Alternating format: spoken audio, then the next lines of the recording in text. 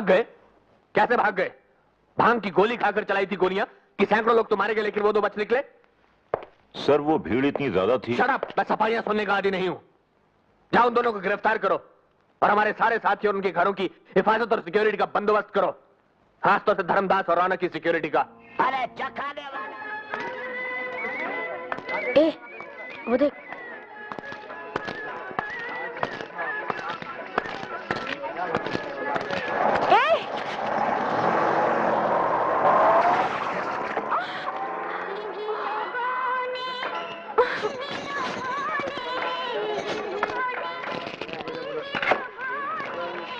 आज तो तूने तगड़ा हाथ मारा रे पुण्या।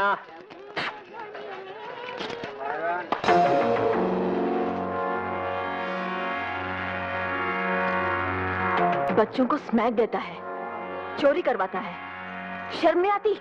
नहीं आती। बोल, तेरे को क्या तकलीफ है? तकलीफ में तो आप पड़ जाइएगा। तेरी तो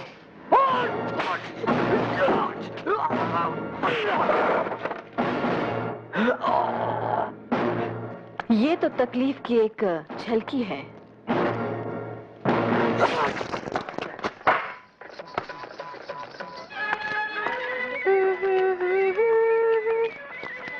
सुनिए, यहाँ जानकी का घर कहाँ है? यहाँ किसी का घर नहीं है, सभी का ससुराल है। चलना। हमारे ससुराल में हर रात सुहाग रात है। क्या? अरे चलना। चल फुट, 5 रुपए में बाटली मारो किसी नाली में जाके। भागने नहीं पाएगी हरामजादे। अरे अरे, कहाँ जा रही? ये क्या कर रहे हैं आप? जिस काम के लिए इस माल का पैसा दिया वो कर रहे हैं। देखिए, ये माल नहीं, एक मासूम बच्ची है, वो भी आपकी पोती की उम्र की। अरे क्या हुआ, क्या बात है? अरे छोटी उम्र की लड़की के नाम है, मोटी रकम वसूल कर ली, अब धक्का मार के भगा रहे हैं। मैं भी बुला के लाता हूँ टोनी को।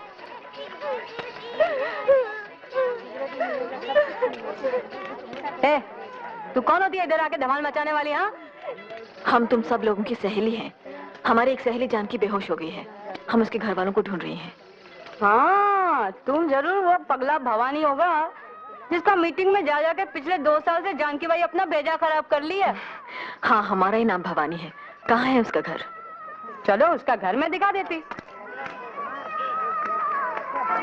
तुम्हारा नाम क्या है? सुनैना। सुनैना। ये जानकी का घर वाला करता क्या है? घर वाला इधर किसी का नहीं, इधर सबका कसम पत्ते दादा ही है। ओह, अगर हमें पता होता कि यहाँ शहर में ऐसा नर्क भी है तो हम कब के आकर तुम सबको यहाँ से छुड़ा ले जाते। ये उसका घर है। अरे रुकमा? मेरी बेटी है रुकमा। अच्छा। ये गोपी है, जानकी की बेटी, बेचारी अंधी है। ए गोपी, भाई से बात कर जरा। पहले हमसे बात कर जानी, तुझे क्या परेशानी है? हमें परेशानी ये है कि आप 2-2, 4-4 रुपए के लिए अपनी बहनों को बेचते हैं। तेरी जैसी बहन के तो 2-4 हजार दिलवा सकते हैं अपन। हमें तो ऐसा दमखम वाला असली मर्द चाहिए जो हमें जीत सके। अपन तो गारंटी शुदा मर्द है जाने मन।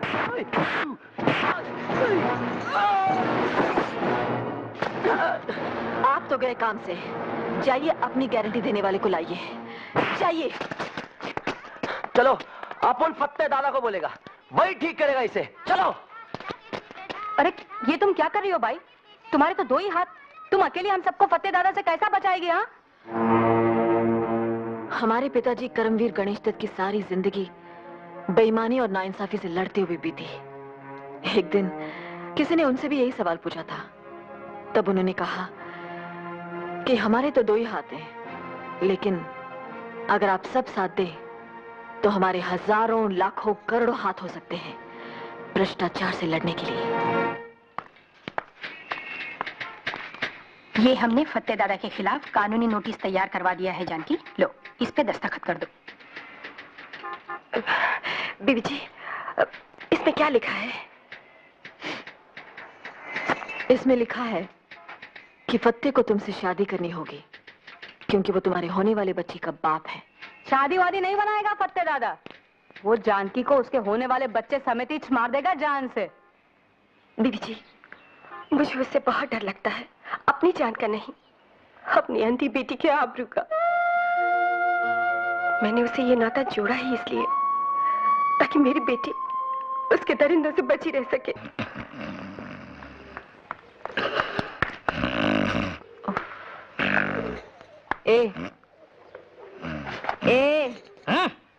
मैं ए नहीं, बी नहीं, सी भी नहीं, मैं सीधा आगे जाके B for victory, B for Vinayak. तो भी ऐसा बोलने का, विनायक जी।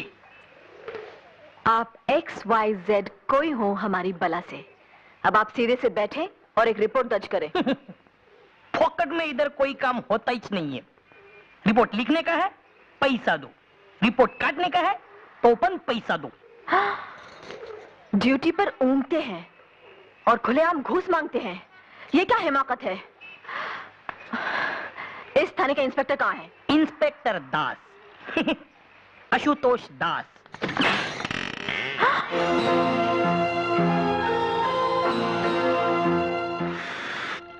अबे ओ विक्ट्री विनायक, तुझे बोला था ना मुझे सोने दे। हम हवलदार विनायक नहीं, पत्रकार भवानी है।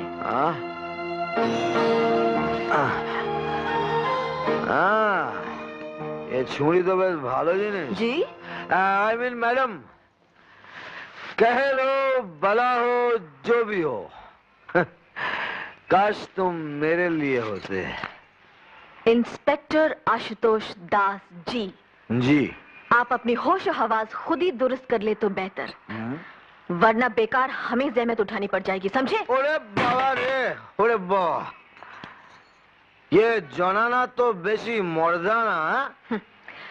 हम तो आपसे आपके हवलदार की शिकायत करने आई थी, लेकिन आप तो उससे भी गए गुजरे निकले। क्यों, क्या खराबी है? अब आप कायदे से वर्दी पहने, अपनी सीट पर बैठे और फत्ते के खिलाफ हम जो रिपोर्ट दर्ज कराने आई है उसे दर्ज करें। इश इश इश, कितना ज्यादा बात आप एक साथ बोल जाती हैं। जरा धीरे धीरे प्यार से समझा के बोलिए मैडम। आप ड्यूटी के वक्त थाने में शराब पीते हैं?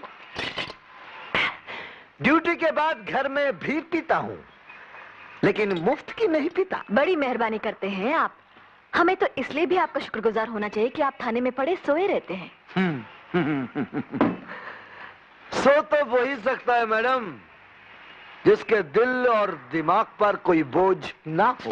बोझ डालने के इरादे से ही हम यहाँ आई थी, लेकिन आपके हवलदार ने बताया कि यहाँ बगैर घूस लिए कोई रिपोर्ट नहीं दर्ज की जाती। लेन देन तो दुनिया का दस्तूर है मैडम। जिंदगी और क्या है, सौदों का सिलसिला है। लेकिन हम यहाँ सौदा करने नहीं, रिपोर्ट दर्ज कराने आई हैं कि ऐन आपके थाने के सामने कंगलाटोला में फत्ते दादा ने अंधेर मचा रखा है। देखिए मैडम, सारी पुलिस फत्ते जैसे VIP की रखवाली में है, तो ये जानकी जैसी वेरी ऑर्डिनरी पर्सन की रखवाली के लिए पुलिस कहां से आएगी? या? इसका मतलब आपका हवलदार सही कह रहा था, आप लोग घूस खाए बगैर फत्ते के खिलाफ एक्शन नहीं लेंगे। अरे घूस खा के भी हम फत्ते के खिलाफ कोई एक्शन नहीं ले सकेंगे। एक सच्ची बात बोलता हूँ मैडम, फत्ते का तो पुलिस भी कुछ नहीं कर सकती, सिवाय हफ्ते में एक बार सलाम करने के। और उसकी दी हुई बख्शिश जेब में डालने के। बिल्कुल ठीक मैडम, फत्ते का दिल दिमाग काला है, लेकिन कपड़ा उजला पहनता है, खादी का। नेता लोग को नोट और वोट दोनों वही दिलवाता है। नेता लोग कहते हैं बुरा मत देखो, बुरा मत सुनो, बुरा मत कहो, बुरा तो बस करो। गलती से अच्छा काम करोगे तो बेमौत मारे जाओगे। हाँ, अगर आप एक्शन नहीं लेंगे तो हम ऊपर जाकर आपकी शिकायत करेंगी। अरे मैडम, जितनी ऊंची दुकान में जाएंगी उतना ही नीचा ईमान पाएंगी। शिकायत करते करते अगर भगवान के पास भी चली गई ना, वो भी बेकार जाएगा। अरे मैडम, जाने से पहले कथा तो सुनती जाइए।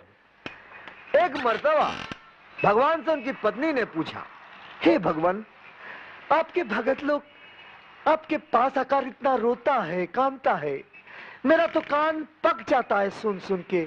आश्चर्य क्या आप मुस्कुराते हुए सुनते रहते हैं। तो जानती हैं भगवान ने क्या किया? दोनों कानों से रुई निकाल कर दिखाए और बोले, अजी सुनता कौन है? अबे ओ विनायक, यस बॉस। बहुत कड़क मारा है, थोड़ा पानी लेकर आ।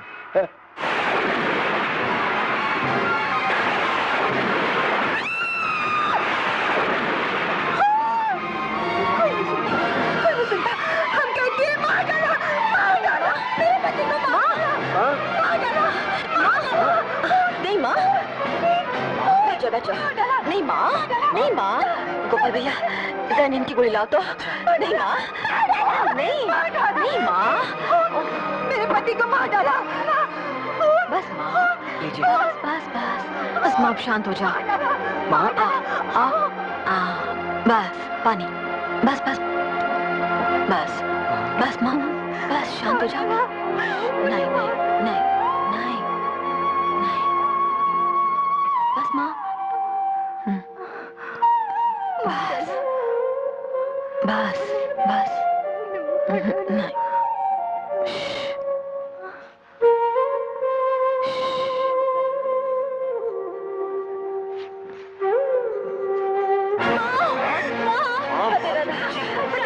कौन बचाता है आपको? नमक हराम, तुम मेरे को नोटिस भिजवाई के घसीट के ले जाएगी अदालत में। नहीं नहीं नहीं फतेह दादा, नहीं, मुझे माफ कर दे। मेरी बेटी पे तरस खा। तेरी बच्ची को तो मैं घसीट के ले जाऊंगा कोठे पर, और तेरी लाश को ले जाऊंगा मैं मुर्दा घाट। फतेह दादा, मुझे जो चाहे सजा दे, मेरी अंधी बेटी को छोड़ दे। इसे तो छोड़ूंगा मैं गाड़ी वाले दलाल के पास। जानकी भाई, छोकरी के पीछे जान मत दे। जानकी भाई, यहाँ की छोकरी के भाग में तो यही स्पंदा लिखेला है। मैं अपनी जान दे दूंगी, पर इसे अपनी बेटी नहीं जानकी भाई, छोड़ मुझे। जानकी भाई, छोड़ दे फतेह दादा। नहीं, ले जाएगी अदालत में। नहीं, हराम जादी।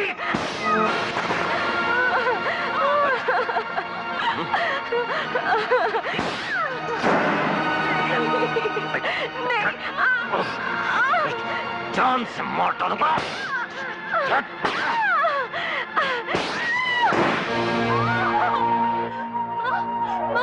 क्या हुआ माँ? देख लिया तुम सबने इसका अंजाम। अब कान खोल कर सुन लो। फतेह दादा से जो टकराएगा बेमौत मारा जाएगा। खबरदार जो किसी ने उस कुतिया के भड़काने पर कोई कार्रवाई की। फतेह दादा, हमारा नाम भवानी है। बीबी जी। जानकी, जानकी, अच्छा, तो तू है वो जिसे असली मर्द की तलाश है।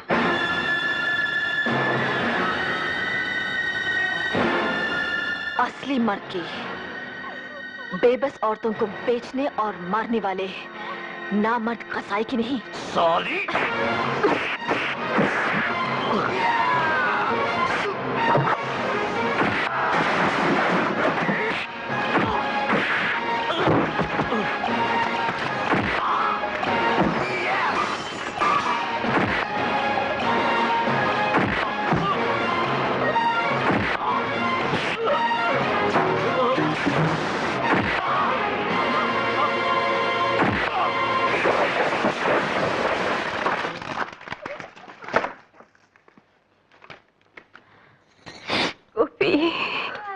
चलो गोपाल भैया, जानकी को अस्पताल ले चलते हैं।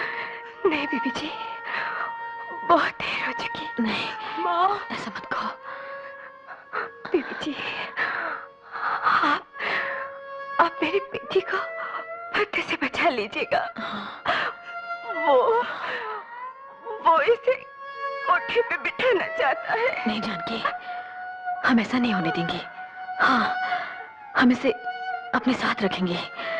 जानकी, हम वादा करते हैं, हम इसे किसी अच्छे घर की बहू बनाएंगे।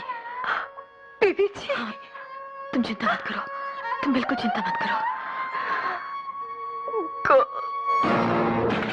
ये धरती डोली क्या? कंगला टोला में खून हो गया है। खून?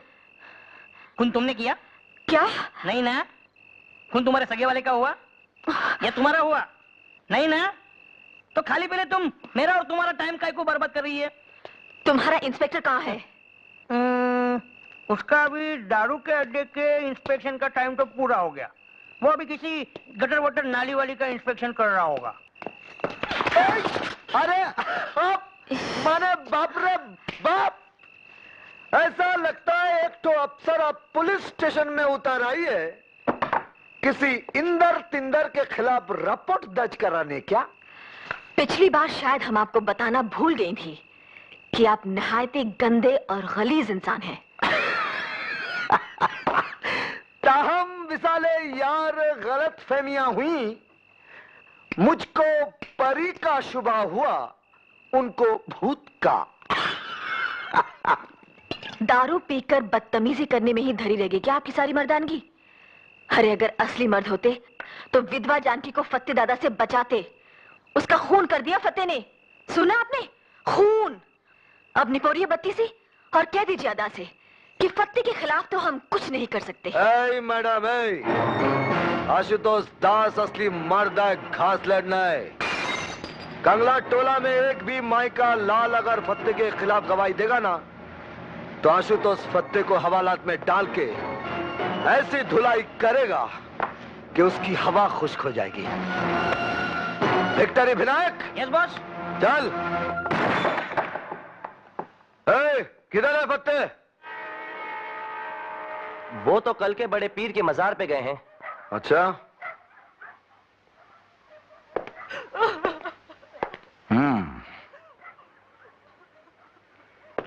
किसी ने यहां फत्ते दादा को जानकी का खून करते हुए देखा है? क्या हुआ? बोलो।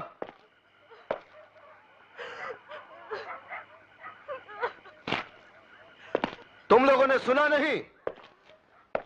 हमने पूछा किसी ने फत्ते दादा को जानकी का खून करते देखा है? तुम भी खामोश हो सुना ना? तुम बोलती क्यों नहीं? ये लाश तुम्हारी सहेली जानकी की है और ये अंधी बच्ची जो बिलक बिलक कर रो रही है तुम्हारी सहेली जानकी की बेटी है। अरे मैडम, बच्ची तो खाली अंधी है, लेकिन पब्लिक तो अंधी के साथ साथ गूंगी और बहरी भी है। सुनो ना, तुम फत्ते से डरती हो, भगवान से नहीं। अगर फत्ते ने तुम्हें मार दिया होता और तुम्हारी बच्ची इस तरह रोती होती तो? मां की जगह तो कोई ले नहीं सकता, मगर तुम अपने को अकेला या बेसहारा मत समझो। हम सब हैं ना तुम्हारे साथ। हम तुम्हें नई जिंदगी दिलवाएंगे और तुम्हारी मां के खूनी को फांसी। आओ इंस्पेक्टर आशुतोष, आओ। बोलो, क्या खिदमत करूं तुम्हारी? खिदमत तो ये नाचीज करेगा आपकी। सरकारी मेहमान बनाने के लिए न्योता लाया हूं, क्योंकि मुद्दत हुई है यार को मेहमा किए हुए, जोशे कधा से बस में चिरागा किए हुए। वारंट। फत्ते की गिरफ्तारी का वारंट बाद में कटता है, पेश की जमानत पहले हो जाती है इंस्पेक्टर।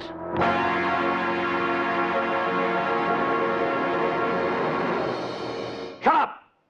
तुमने उनके साथ बदतमीजी की, उनकी तौहीन की, और सच पूछो तो उनके नाम गिरफ्तारी का वारंट कटवाना ही उनकी बहुत बड़ी तौहीन है। इन्हीं हरकतों की वजह से तुम्हारी तरक्की रुकी हुई है, और अगर तुम बाज नहीं आए तो मैं तुम्हें वार्न करता हूं कि तुम्हारी नौकरी भी जाती रहेगी। लेकिन मेरा ईमान तो बचा रहेगा ना सर। और वो तो आपने सुना ही होगा सर कि अच्छों को बुरा साबित करना दुनिया की पुरानी आदत है। Shut up. गुंडागर्दी, पुलिस नामर्दी, गुंडागर्दी, पुलिस नामर्दी। ये हाय हाय क्या बंद कर दो। हमको हमारा ड्यूटी करने दो। ड्यूटी?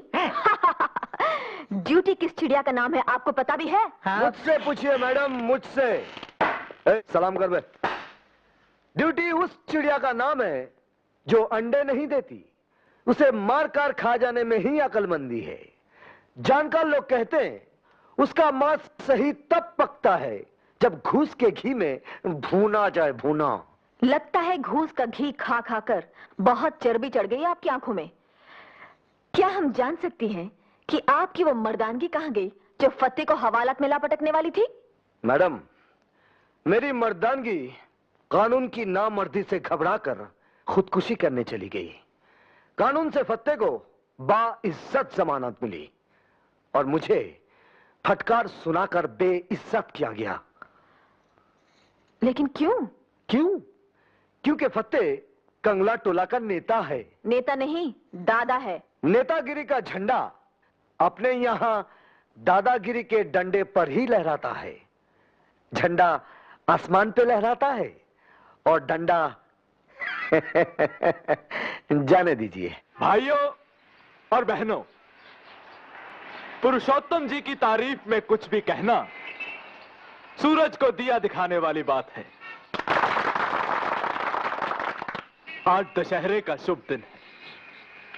कई बरस पहले पुरुषोत्तम जी ने इसी रोज भ्रष्टाचार के रावण को मारने का संकल्प लेकर गरीबों की एक अलग पार्टी बनाई थी। मैं पुरुषोत्तम जी से अनुरोध करता हूं कि वो इस दोहरे शुभ दिन पर आप सबको अपना संदेश दें, अपनी सीख दें।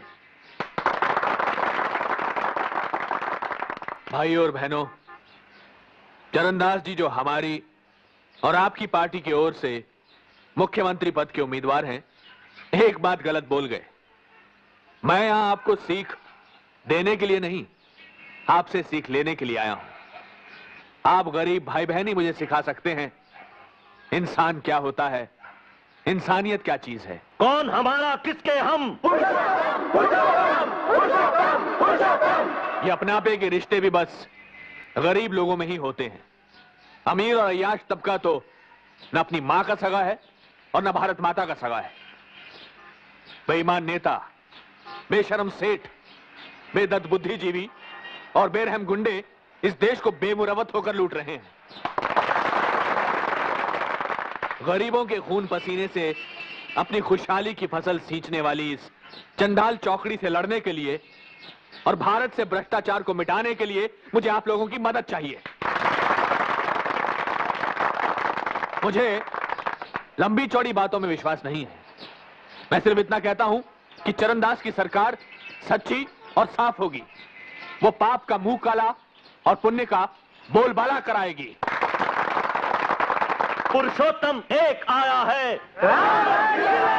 पुरुषोत्तम जी, क्या आप फतेह दादा जैसे राक्षस को साथ लेकर रामराज कायम कीजिएगा? स्मगलर ये है, खूनी ये है, जहरीली शराब ये बेचता है, चकले ये चलाता है। क्या बकती है, उठाकर बाहर फेंक दो इसे।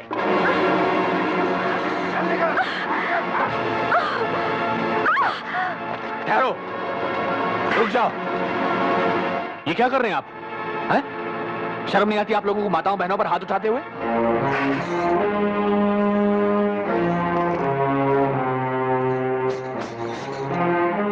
फतेह जी, इनसे माफी मांगो। पुरुषोत्तम जी, आप समझते नहीं, ये आपके दुश्मन सत्तार की भेजी हुई है। जिसके दोस्त फतेह दादा जैसे हों, उसके लिए दुश्मनों की क्या जरूरत है? चरणदास, अगर तुम मुख्यमंत्री पद के लिए मेरा आशीर्वाद चाहते हो तो फतेह के खिलाफ फौरन कार्रवाई करवाओ। आप चरणदास जी के साथ थाने में जाइए। अगर फिर भी कार्रवाई ना हो तो मुझे फोन कीजिएगा। जी अच्छा, शुक्रिया। आपका नाम क्या है? भवानी। जाइए, आइए। मंगल। हुजूर। इसके बारे में पता करो, कौन है ये?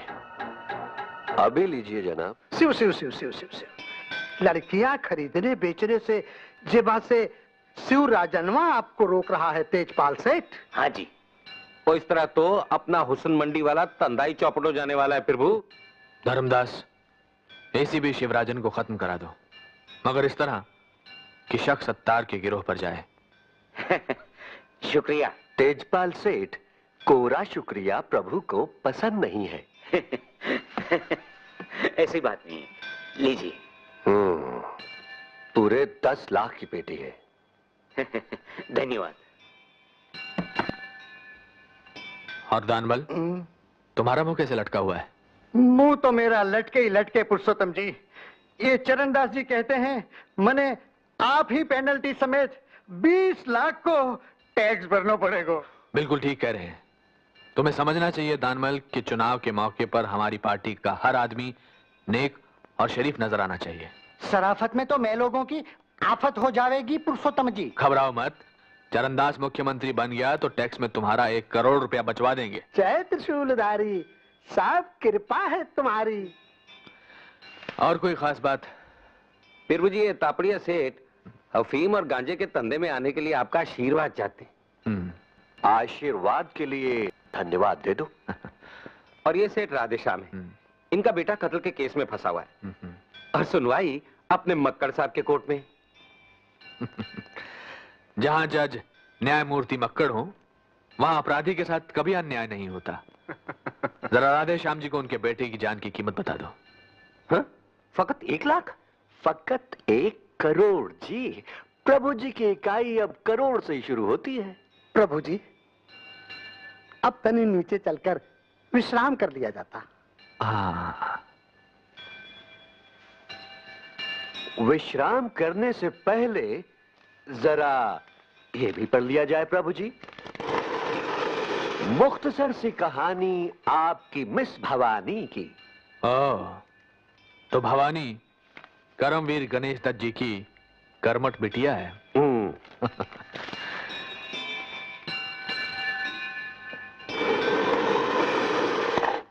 फत्ते को आप अंदर करवा दिए, इसे तमाम साथी लोग दुखी हैं। चुनाव के समय जनता को खुश करना जरूरी होता है, साथियों को नहीं।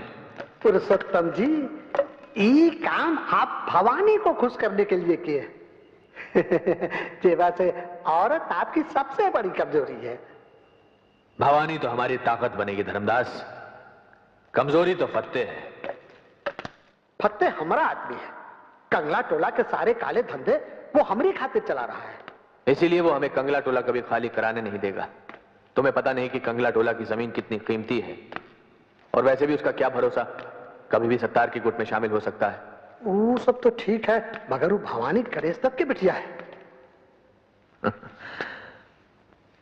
वो भी हमारे लिए उसी तरह काम की साबित होगी जैसे गणेश दत्त हुआ था। जाओ, भवानी का सिक्का जमाओ और भुनाओ, हम भोग लगाते हैं। प्रभु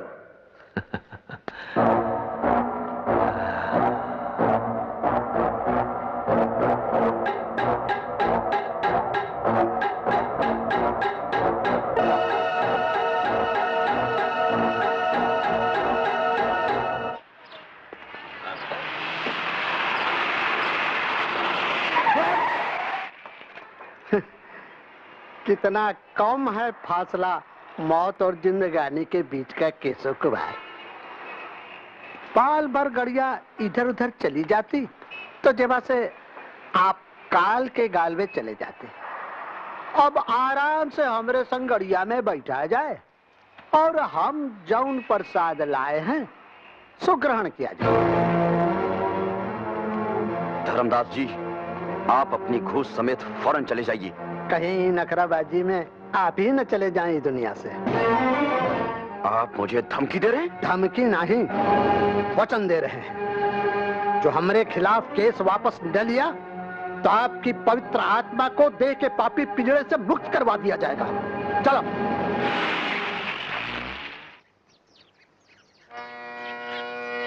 सा रे गा मा पा धा नी सा। भाई वाह गोपाल भैया, तुम खुद तो सारा दिन सारे गा माँ करते रहते हो, अब इसे भी करने लगे हैं? और माँ को अकेला क्यों छोड़ दिया कमरे में? माँ के पास केशव भाई साहब बैठे हैं। हाँ, अब जाकर के रट्टा मारो। चलो।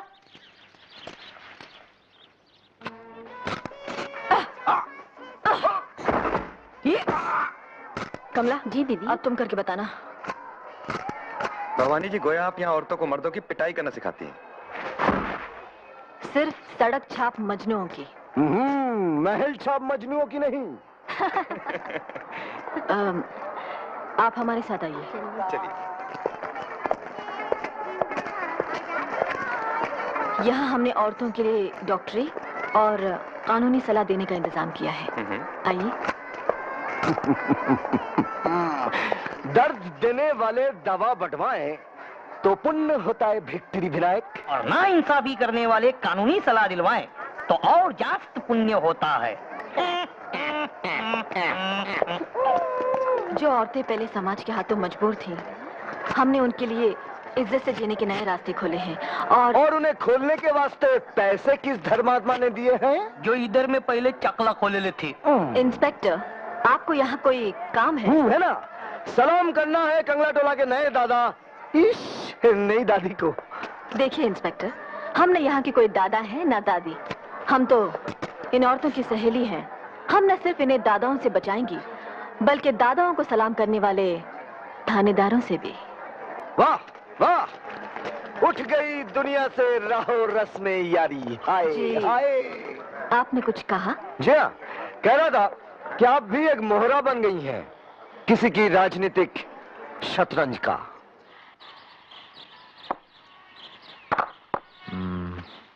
नमस्कार पुरुषोत्तम जी। आओ भवानी आओ। मंगल ने बताया कि आपने हमें याद किया है। भाई, काम के वक्त काम के आदमी को ही याद किया जाता है। दरअसल हमें पार्टी के चुनाव प्रचार के लिए कोई काम का आदमी नहीं मिल रहा। तुम ये जिम्मेदारी संभाल लो। रामू जी साहब। जरा लाइब्रेरी में चाय रखवाना। अच्छा साहब। मैंने चरणदास से कहा है कि अगर हमारी पार्टी की सरकार बने तो तुम्हें समाज कल्याण मंत्री बनाए। लेकिन पुरुषोत्तम जी, हम किसी पार्टी या सरकार की नहीं, जनता की सेवा करना चाहते हैं। आओ भवानी, मैंने भी कभी किसी सरकारी गद्दे पर बैठना मंजूर नहीं किया। मेरे गुरुजी का कहना था कि सरकार से किसी भी तरह जुड़ना अपने हाथों में सोने की हथकड़ियां डलवा लेना है। आपके गुरु कौन थे? आपके गुरु? करमवीर गणेश दत्त जी। करमवीर गणेश दत्त जी आपके गुरु थे? थे और आज भी हैं।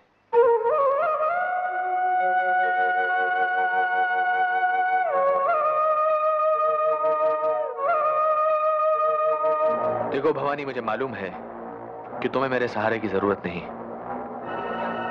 लेकिन यकीन मानो, भ्रष्टाचार से लड़ने के लिए मुझे तुम्हारे सहारे की सख्त जरूरत है। हम राजनीति से हमेशा दूर रहती आई हैं। हमारे पिताजी कहा करते थे कि इस देश को पार्टीबाज राजनीति की नहीं, बल्कि गरीब नवाज नीति की जरूरत है। पुरुषोत्तम जी की इस मंच से अगर हम बोल रही हैं, तो सिर्फ इसलिए कि ये मंच चुनाव लड़ने का नहीं, भ्रष्टाचार से लड़ने का मंच है। भाइयों और बहनों, भ्रष्टाचार को मिटाने के लिए, भारत को फिर से भारत बनाने के लिए पुरुषोत्तम जी के हाथ को मजबूत कीजिए।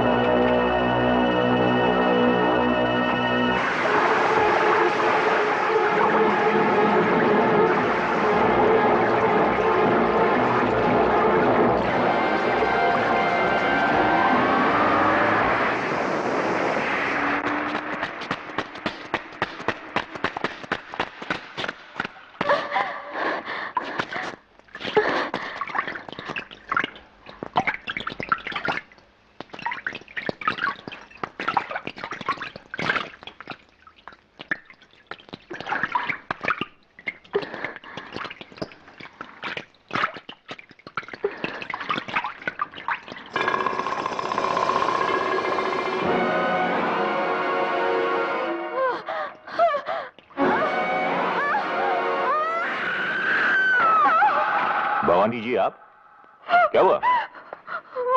वो फतेह दादा ने income tax officer Keshav Kumar का खून कर दिया। फतेह दादा ने? लेकिन वो तो हवालात में बंद है। हम इतना जानते कि खून उसी ने किया। लाश को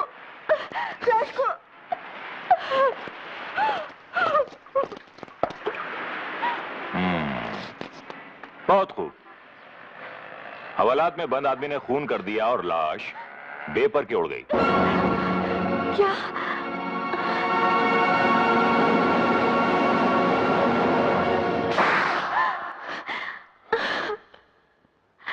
क्या ये सच नहीं है कि एक दिन सुधा ने अपने पति केशव के साथ आपको रंगे हाथों पकड़ा था? बोलिए बोलिए। नहीं नहीं नहीं, आप हमसे 100 बार पूछ चुके हैं और हम आपको 100 बार बता चुकी हैं कि सुधा को गलतफहमी हुई थी। गलतफहमी तो आपको हुई थी कि सुधा बेवकूफ है।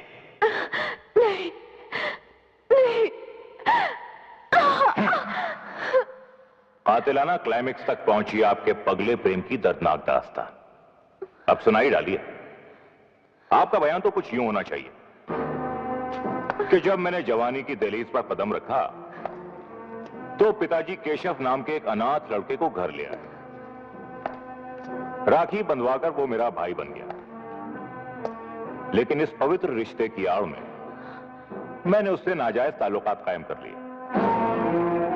4 महीने पहले मुझसे ऊब कर उसने किसी और से शादी कर ली। जब राखी के दिन वो मुझसे यह कहने आया कि अब वो मुझसे सिर्फ भाई की हैसियत से मिलेगा तो मुझसे बर्दाश्त नहीं हुआ और मैंने उसका खून कर दिया। खून करने के बाद मैंने पूरी ऊंच नीच सोची और एक झूठी कहानी गढ़ी। एक प्राइवेट टैक्सी हायर की, उसकी लाश को टैक्सी में डाला और टैक्सी को डुबो दिया। ये सब झूठ है। प्राइवेट टैक्सी के मालिक है और एक बछड़े के बयान से यह साबित होता है कि यह सब सच है। खोल दो इन्हें। सर आप? जोरावर, मुझे तुमसे उम्मीद नहीं थी कि मेरी पार्टी के खास वर्कर को तुम झूठे इल्जाम में टॉर्चर करोगे। सॉरी सर, गलती हो गई, माफ कर दीजिए। माफ तो तुम्हें भवानी करेगी। भवानी, मैं माफी चाहता हूं इस पुलिस ऑफिसर की ओर से, अपनी पार्टी की सरकार की ओर से और खुद अपनी ओर से।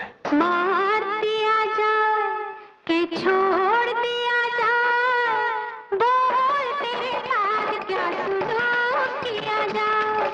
मार दिया। आओ फतेह आओ। नमस्ते। मैं तुम्हारा इंतजार कर रहा था। कैसे हो?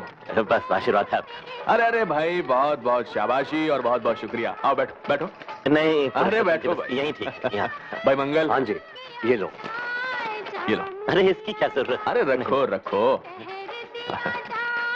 अब आगे के लिए क्या हुक्म है हुजूर? हुक्म क्या है, बस लंबी तान कर सो जाओ।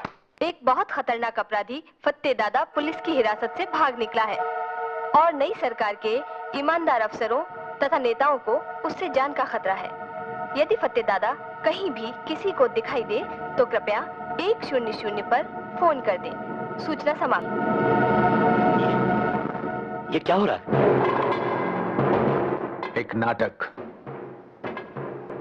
सनसनीखेज सा। क्या मतलब?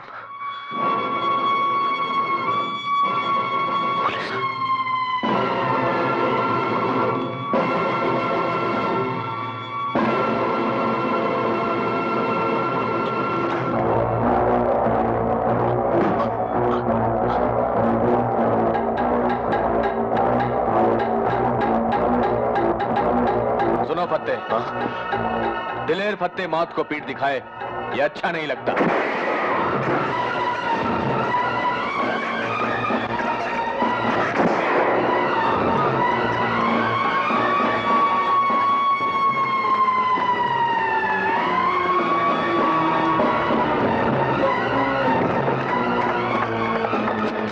जोरावर सिंह ईमानदार केशव का हत्यारा मुझे मारने आया था, मगर खुद मारा गया।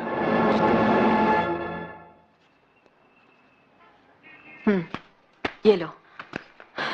अच्छा, तो हम चलती हैं। दीदी, एक बात और थी। बोलो। हम यहाँ आज शाम आपका जन्मदिन मना रहे हैं। हमने पुरुषोत्तम जी को भी बुलाया है। अरे यार, तुम भी हद करती हो।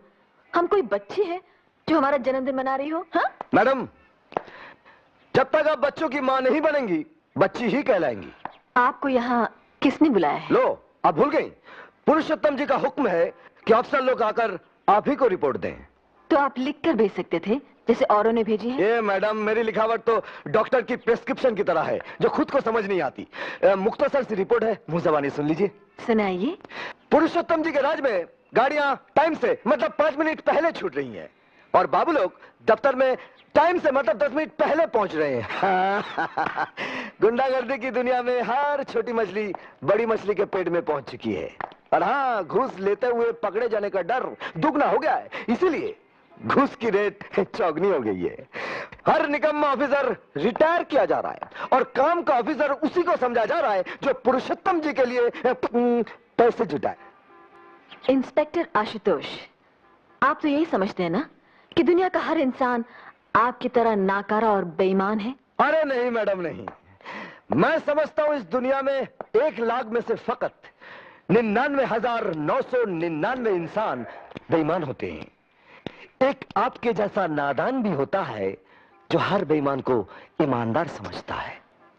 आप अपनी अक्लमंदी समेत फौरन यहां से चले जाइए।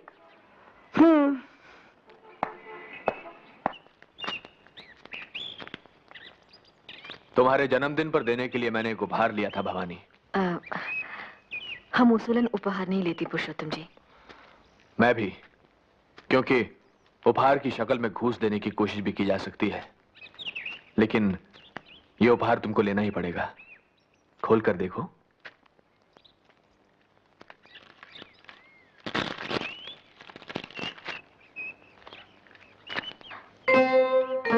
अरे, ऐसा ही एक कलम तो हमारे पिताजी के पास भी था। ये वही है। लेकिन ये आपको कहां से मिल गया? बहुत पहले उनके एक प्रूफ रीडर ने मुझे दिया था। ओह, शुक्रिया। ये उपहार देकर तुमसे एक काम निकालना है मुझे। संत धर्मदास एक ट्रस्ट बनाकर तुम्हारे पिताजी का अखबार मर्यादा फिर से निकालना चाहते हैं। उसके एडिटर बन जाओ। जी? गणेश दत्त जी का पेन तो ले लिया है, उनकी कुर्सी भी संभाल लो। लेकिन पुरुषोत्तम जी, अरे अरे, ये क्या कर रहे हैं आप?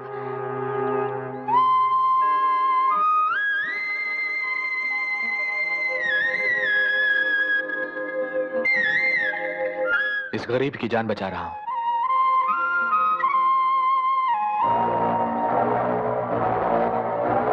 तो करोगी ना मर्यादा का संपादन?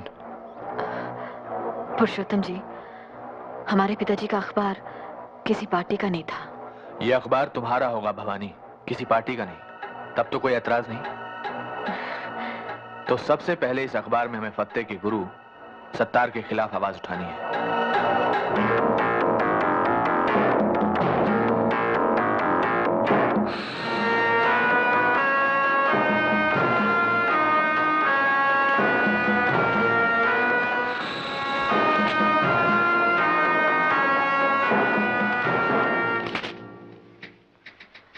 अब्दुल सत्तार, अपराध की दुनिया का बेताज बादशाह, इस नाचीज अखबार नवीस से मिलने तो चलाया,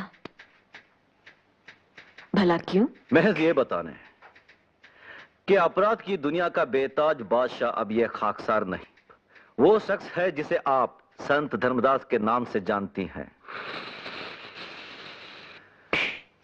गालिबन आपके इस अखबार को चलाने के लिए पैसा भी वही देता है। आपको यकीन ना आ रहा हो तो इस फाइल को पढ़िए, इसमें उसका सारा कच्चा चिट्ठा है। आप इसे पुलिस में क्यों नहीं दे देते? इसलिए मोहतरमा कि पुलिस वाले अब सिर्फ उन्हीं मामलों की छानबीन करते हैं जो आपके अखबार में उछाले गए हों। अच्छा, ये आपसे किसने कह दिया? इंस्पेक्टर आशुतोष ने। मैं कागजात उन्हें दिखाकर ही आ रहा हूं। मेहरबानी करके आप इन्हें छाप दीजिए। हम आप जैसे स्मगलर और दलाल को एक शरीफ आदमी पर कीचड़ उछालने का मौका नहीं दे सकते। स्मगलर कौन नहीं है मोहतरमा? आपके मालिक पुरुषोत्तम तो ख्यालात तक बाहर से ला रहे हैं, हिटलर के। और दलाली तो आज का सबसे ज्यादा पसंदीदा पेशा है। कोई जिस्मों की दलाली कर रहा है तो कोई जिन्सों की। लीडरान अपनी कौम को बेच खा रहे हैं और अखबार नवीस अपने कलम को। मगर हमने अपना कलम नहीं बेचा है। तो क्या आपने धर्मदास की दुकान जमाने और मेरी दुकान उखाड़ने के लिए ये सब मुफ्त में छाप दिया है? इंसान कोई भी काम तभी करता है जब उसे कुछ मिल रहा हो या मिल सकने की उम्मीद हो। माँ बाप तक बच्चे की परवरिश इस उम्मीद में करते हैं कि बुढ़ापे में वो उन्हें सहारा देगा।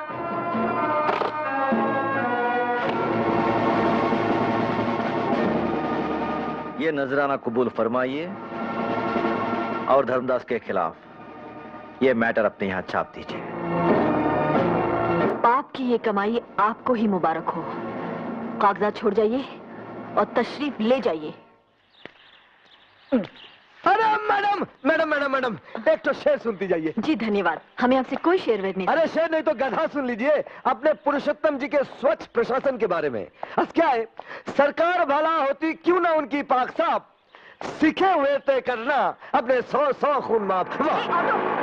मैडम ऑटो आने तक एक तो और शेर सुन लीजिए। देखिए, न आपसे हमारा कोई वास्ता है, न हमें आपसे कुछ सुनना है। अरे मैडम, दुश्मनी का ही सही कुछ तो वास्ता रखिए मैडम। बस क्या है, कता कीजिए ना ताल्लुक हमसे, कुछ नहीं है तो अदावत ही सही। घर में आपकी माँ बहन तो होंगी ना, जाकर उन्हीं सुनाइएगा ये शेर शायरी। ओ मैडम एक मिनट, आइंदा अगर ऐसी बात हमारे सामने बोली ना तो एक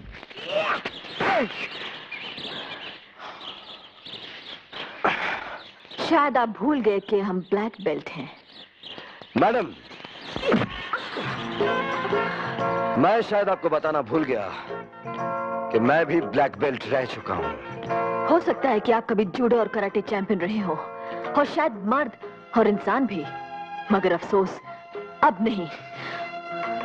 मर्द तो मैं हूं ही, और बदतमीजी बर्दाश्त नहीं करता। और एक बात सुन लीजिए मैडम, मैं भी एक इंसान हूं और मुझे भी बुरा लग सकता है।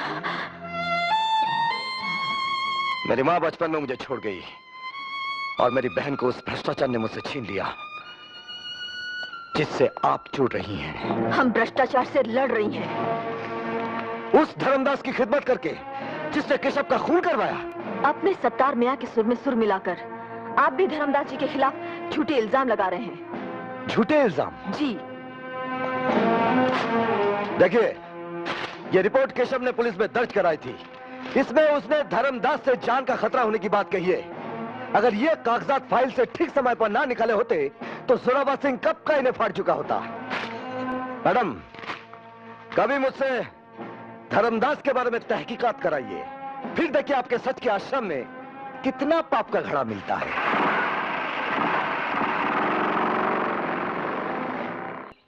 यकीन मानो भवानी, अब मुझे तुम्हारे सिवा किसी और पर भरोसा रहा ही नहीं। जो मेरे बहुत नजदीक के लोग हैं उन पर तो खास तौर से मुझे शक है। तुम निश्चिंत रहो, धर्मदास के आश्रम पर छापा डलवाने के लिए मैं वैसा इंतजाम करवा दूंगा जैसा तुम चाहती हो। जी शुक्रिया। इधर भी वही, इन फॉर नथिंग। अरे साधु के यहाँ तो यही मिली, झबला, छोला, गन, कमंडल, चिमटा, लगौटा। इधर हमको किस चीज का तलाश है मेरे बाप?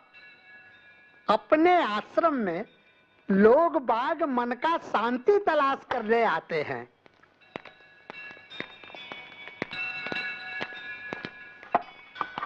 सॉरी सर, वहां भी कुछ नहीं मिला। शुक्रिया।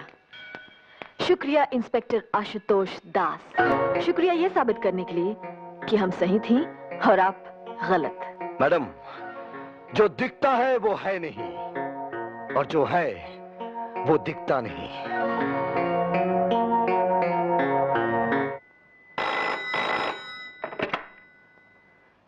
इंस्पेक्टर आशुतोष दास। आशुतोष। हेलो। अरे कुछ बोलिए तो सही। अब रो क्यों रही हैं? बताइए ना आपकी तकलीफ क्या है। हेलो।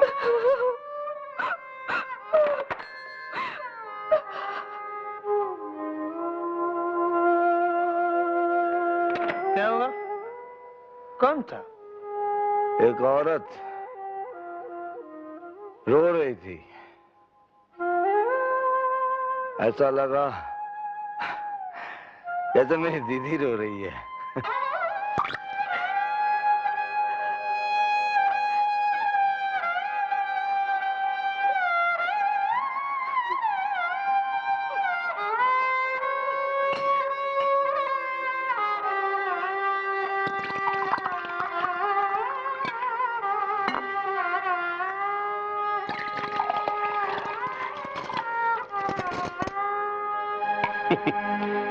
लोगों को सोडे के साथ पीते देखा, पानी के साथ पीते देखा, पर आंसुओं के साथ विस्की पीते बस एक तेरे को ही देखा है दीपाली। ये विस्की भी तुम्हारी दी है जी, और ये आंसू भी। अच्छा जी, कोई ऐसी चीज भी है जो ना दी हो मैंने तेरे को?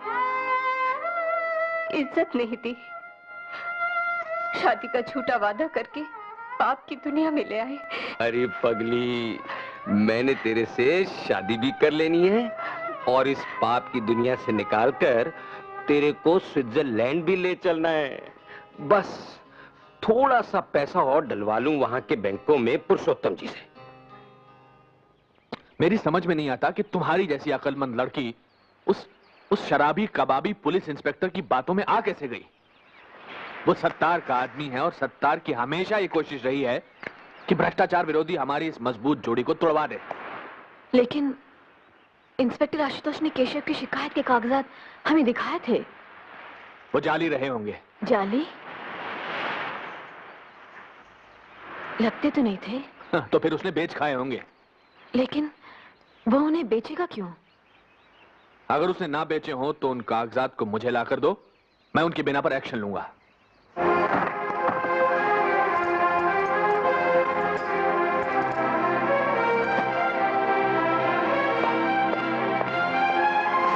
अब बंद भी कीजिए ये नाटक। अगर आपके पास असली कागजात थे भी तो आप उन्हें बेच चुके होंगे। मैंने ऐसा कुछ नहीं किया है मैडम, बल्कि सच तो यह है कि आपने अपने पुरुषोत्तम जी को बताया, इसलिए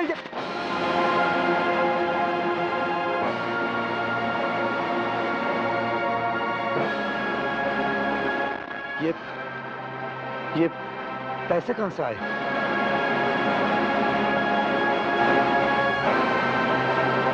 कागजात बेचकर आप उनमें से हैं जो पैसे के लिए कुछ भी कर सकते हैं।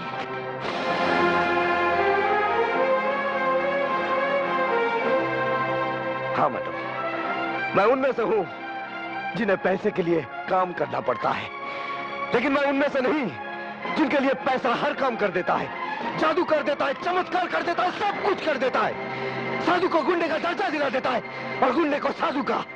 स्वामी जी, आपका तो दोनों बाजू में हूर पड़ी है आज। और दोनों ही इस लायक नहीं जो प्रभु के भोग में रखे जा सकें। जेबा से पिछली मर्तबा में भी प्रभु को बहुत निराशा हुई थी। अरे रौनक, तुम तो सेठ रौनक लाल बनने से पहले गाड़ी वाले दलाल कहलाते थे। करीब घर की लड़कियों को विदेशी गाड़ियों में खूब सैर कराते भरमाते थे। जाओ खुद जाकर ढूंढो कोई ऐसी जवान लड़की जो उन मामलों में बिल्कुल अनजान हो, समझे, जिसने कुछ देखा ही ना हो। स्वामी जी, आज का जमाना में ऐसी तो कोई अंधी ही होगी। अंधी? धर्मदास, बिल्कुल इसी तरह की चीज बड़े दिनों से मेरी निगाह में है। हाँ, संभल के। नारियल पानी पियोगी? हाँ।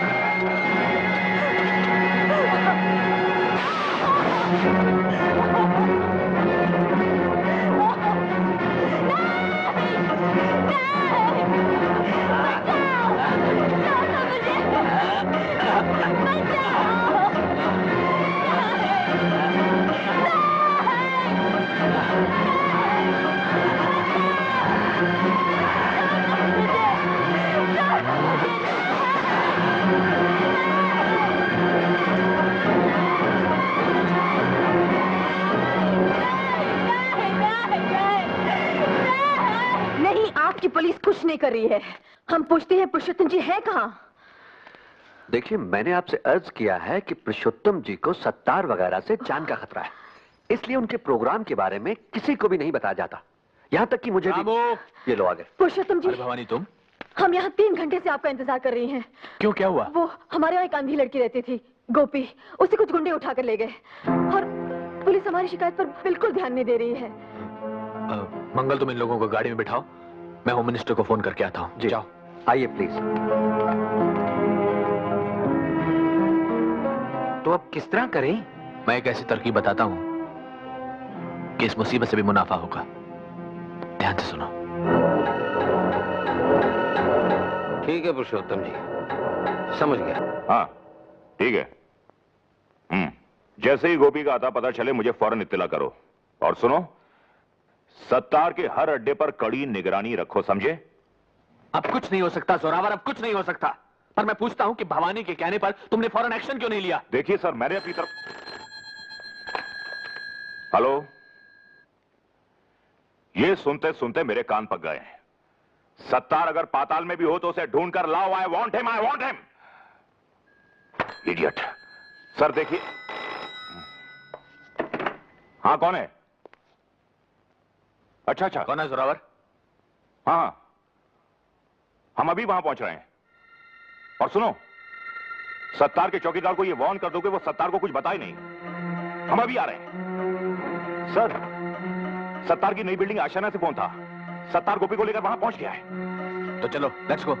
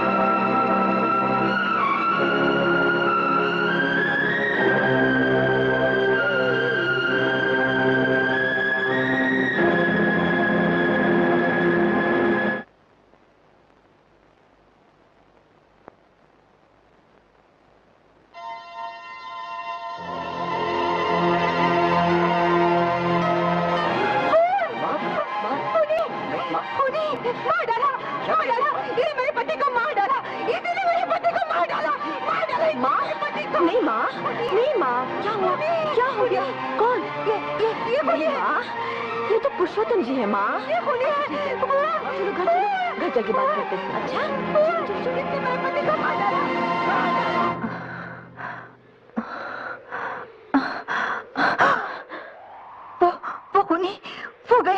वो खूनी गया। माँ, वो तो पुरुषोत्तम जी थे, बहुत भले आदमी। नहीं, वो खूनी है। वो चेहरा हम कभी नहीं भूल सकती। ना वो चेहरा, ना वो मनहूस रात।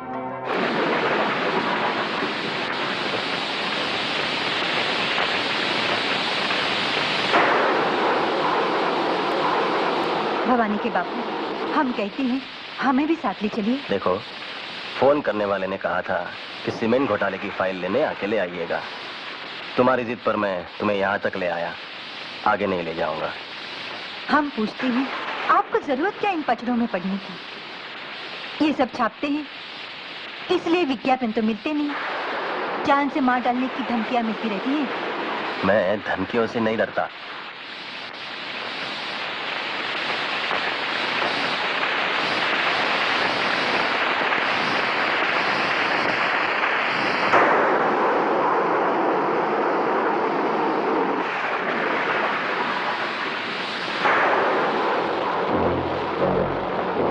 करमवीर गणेश दत्त जी,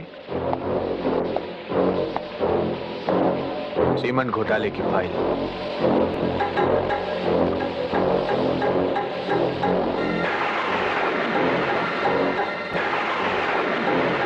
धन्यवाद। सुनिए, जरा ध्यान से रहिएगा, बड़ी जानलेवा चीज है आपके हाथ में। अच्छा, नमस्कार।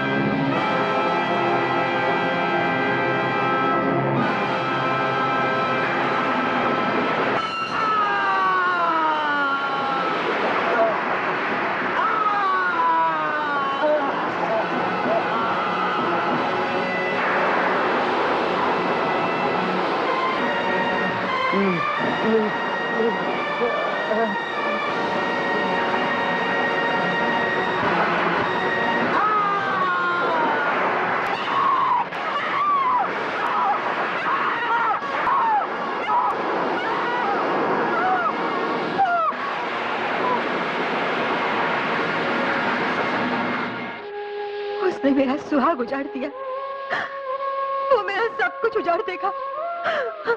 उसके पास मत जाना बेटी, उसके पास मत जाना, वो तुझे भी मार देगा, वो तुझे भी मार देगा।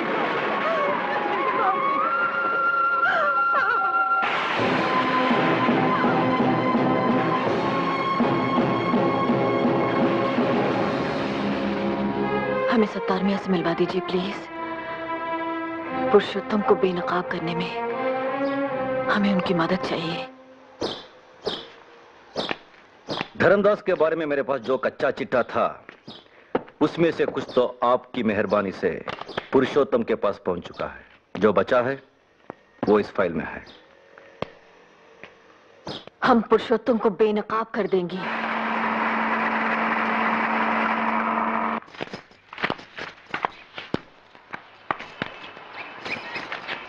और छापूं? नहीं, बस इतने ही काफी हैं। ऐसे आड़े वक्त में आप हमारे सच्चे दोस्त साबित हुए। शुक्रिया।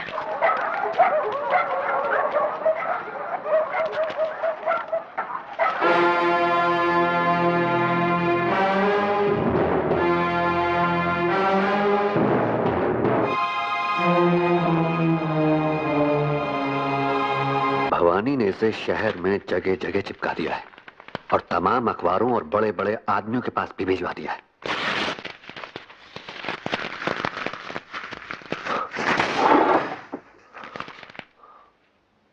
मंगल, हुक्म कीजिए हुजूर। वकील साहब को बुलाओ और उनसे कहो कि भवानी पर मानहानि का मुकदमा दायर करा दें। ये भवानी के मकान के गिरवी रखे जाने के कागजात हैं। वकील साहब से कहो कि उसके मकान की कुर्की करा दें। कोर्ट के हुक्म के मुताबिक ये मकान और इसमें रखा तमाम सामान अब पुरुषोत्तम जी का है, मगर वो बहुत रहमदिल हैं, इसलिए उन्होंने ये कहा है कि ये कपड़े के बक्से आप ले जा सकती हैं। उनकी तस्वीर। माँ, क्या किया? क्यों किया? क्यों किया?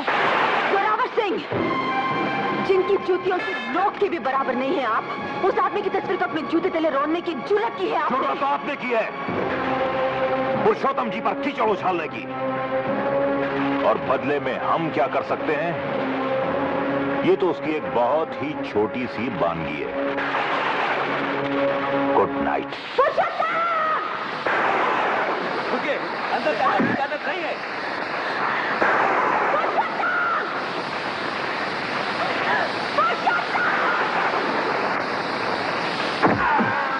कौन है? तेरा पतन पापी, तेरा पतन। ठहरो, तुम लोग जाओ। इस तरह किसी नेक इंसान पर कीचड़ उछालना कानूनन जुर्म है भवानी। तू अगर नेक है तो नाली का पानी गंगा जल है। नेकी का नाटक करके नेकी की नाक कटा दी है तूने। न ढोंगी से बढ़कर कोई पापी होता है पुरुषोत्तम, न झूठे मसीहा से बढ़कर कोई हैवान। हम तुझे तेरी गुनाहों की सजा दिलवा के ही रहेंगी। गुनहगार कौन है इसका फैसला अदालत करेगी। हम कबूल करती हैं कि पुरुषोत्तम जी पर करमवीर गणेश दत्त जी के खून का इल्जाम लगाते हुए ये लेख हमने ही लिखा, छापा और बंटवाया है। हम ये भी मंजूर करती हैं कि पुलिस रिकॉर्ड के मुताबिक करमवीर गणेश दत्त की मौत पहाड़ी से फिसल कर गिर जाने से हुई थी। अगर आप ये सब मानती हैं तो इस अदालत के लिए सिर्फ यही काम बचता है कि सजा सुना दे। मगर योर ऑनर, हम कहते हैं कि वो एक हत्या थी जिसे दुर्घटना की शक्ल दी गई। योर ऑनर, हम अदालत से दरख्वास्त करती हैं कि इस केस की पैरवी करने की इजाजत हमें खुद दी जाए। इजाजत है। Thank you your honour. Your honour, इस सिलसिले में हमने सत्तार मियां और जयंती देवी के हलफनामे पहले ही से दाखिल कर दिए हैं। योर ऑनर, पुरुषोत्तम जी के वकील की हैसियत से मैं उन दोनों से जिरह करना चाहूंगा। इजाजत है। अब्दुल सत्तार को हाजिर किया जाए। बंदा हाजिर है। सत्तार मियां, आपने कहा है कि कर्मवीर गणेश दत्त का खून करवाने के लिए उनके सियासी दुश्मन पहले आपके पास आए थे। जी हां। तो आपने खून कर क्यों नहीं दिया? इसलिए कि खाकसर ना आपकी तरह भाड़े का टट्टू होना चाहता है, ना पुरुषोत्तम जी की तरह भाड़े का कातिल। गवाह को हिदायत दी जाती है कि जो पूछा जाए उसी का जवाब दे। और आप ये सिगरेट बुझाइए। सिगरेट पीना अदालत की तौहीन करना है। ये गवाह अदालत के तकल्लुफों से बखूबी वाकिफ है योर ऑनर। यही वजह है ना इंसाफी देखकर भले ही उसकी रूह तक सुलग उठी हो, सिगरेट नहीं सुलगी है। Order order. आपको खून करने से परहेज क्यों हुआ सत्तार मियां? क्या यह सच नहीं है कि आप पर एक अंधी और अनाथ बच्ची की इज्जत लूटकर उसे जिंदा जला देने के इल्जाम में मुकदमा चल रहा है? मुकदमे में मुलजिम मुझे जरूर बनाया गया है वकील साहब, मगर मुजरिम आपके आका पुरुषोत्तम जी हैं। Objection sustain. अभी तो ऑब्जेक्शन हुआ ही नहीं था योर ऑनर। तो होना चाहिए था। मैं करने ही वाला था। योर ऑनर, सत्तार मियां की गुस्ताखियां ही इस बात की गवाह हैं कि ये पुरुषोत्तम जी से चिड़े हुए हैं, और इसकी वजह यह है कि पुरुषोत्तम जी की पार्टी की भ्रष्टाचार विरोधी सरकार ने इनके खिलाफ बड़े पैमाने पर कानूनी कार्रवाई शुरू की है। पुरुषोत्तम से तो मैं इसलिए शुरू से चिड़ा हुआ हूं कि उसने हमारे गिरे हुए पेशे को सियासी ढंग से जोड़कर कुछ और भी गिरा दिया है। सत्तार मियां, जरा अदालत को यह बताएं कि इस समय आप पर कितने केस चले हुए हैं, और पहले कब कब किस किस जुर्म में क्या क्या सजा मिल चुकी है। और यह भी सुन लें कि अब आपको सिगरेट पीकर अदालत की तौहीन करने के जुर्म में भी सजा होने वाली है। हुजूर, मैंने लाइटर जलाया है, सिगरेट नहीं। Order order. इन गुस्ताखियों से अदालत तंग आ चुकी है, जिन्हें जल्द खत्म की जाए। योर ऑनर, मुझे इस गुस्ताख गवाह से और कुछ नहीं पूछना है।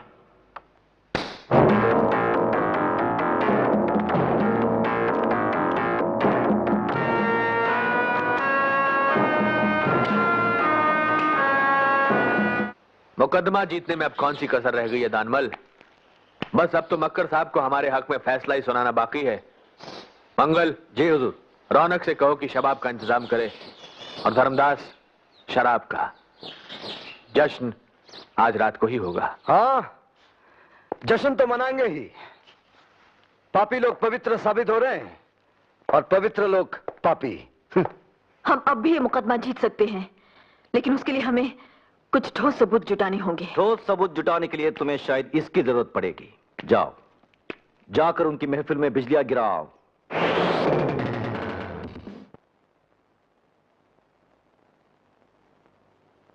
आशुतोष, क्या ढूंढ रहे हो? अपनी दीदी, अपनी आप बीती। दीदी?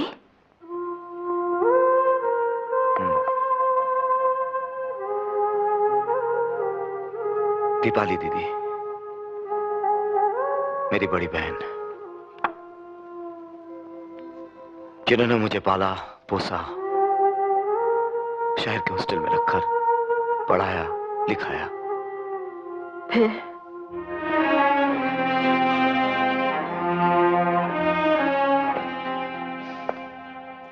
फिर जिस दिन मैं 21 साल का हुआ, मेरे एक रईस दोस्त ने दावत दी। मैंने पहली बार शराब पी। दावत के बाद वो बोला, अरे अब यहाँ क्या धरा देखने को? उठ गया हुस्न का मेला, अब अंदर चल। अबे कहाँ लेके जा रहा है? सुंदरता की सेज की ओर। जब हमारे कहने से तूने आज शराब पी ली है, तो थोड़ा शबाब का मजा भी लूट ले। अरे नहीं, नहीं। अरे ना तो लड़कियां करती है राजा। ये तो मुझसे नहीं होगा। अबे क्यों नहीं? ये देख, 200 रुपए सवारी वाली गाड़ी मंगवाई है तेरा। अरे भाई, अरे चलना। अरे यार मुझसे नहीं होगा यार। Good night. टाइट।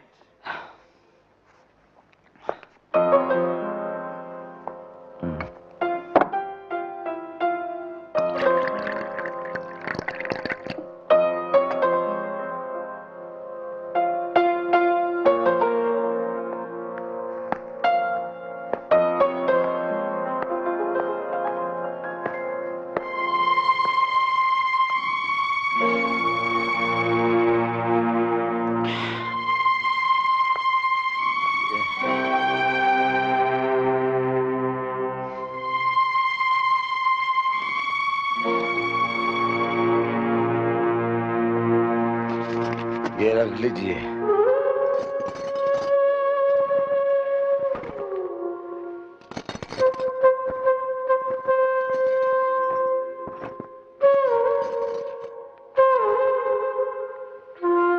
शुक्रिया।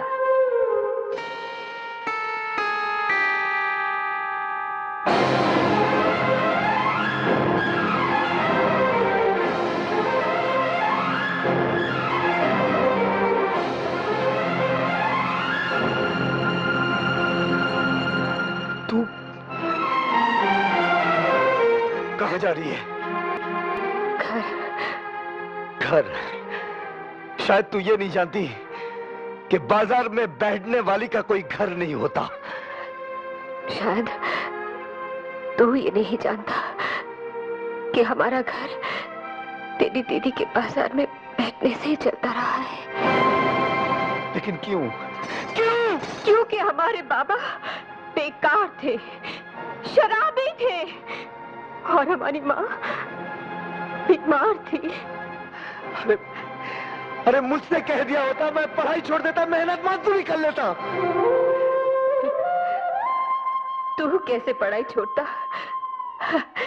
तू तो परिवार का होनहार बेटा था, जो जिंदगी में बहुत ऊंचा उठना चाहता था। तो मुझे ऊंचा उठाने के लिए तू क्यों नीचे गिर गया? दीदी चली गई, उस कमरे से ही नहीं, मेरी जिंदगी से भी।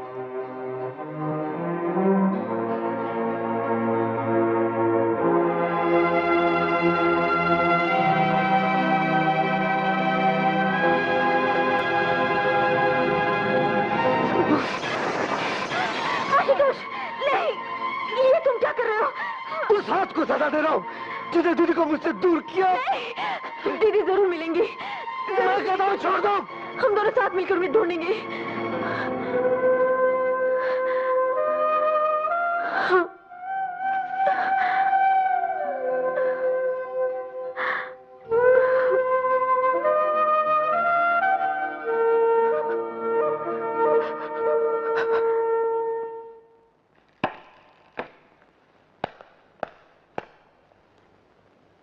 मैं गीता की सौगंध खाकर कहता हूं कि जो कुछ कहूंगा सच कहूंगा और सच के सिवा कुछ नहीं कहूंगा। पुरुषोत्तम जी, आपने अपने दोस्तों के चेतावनी देने के बावजूद भवानी देवी को मर्यादा का संपादक क्यों बनवाया?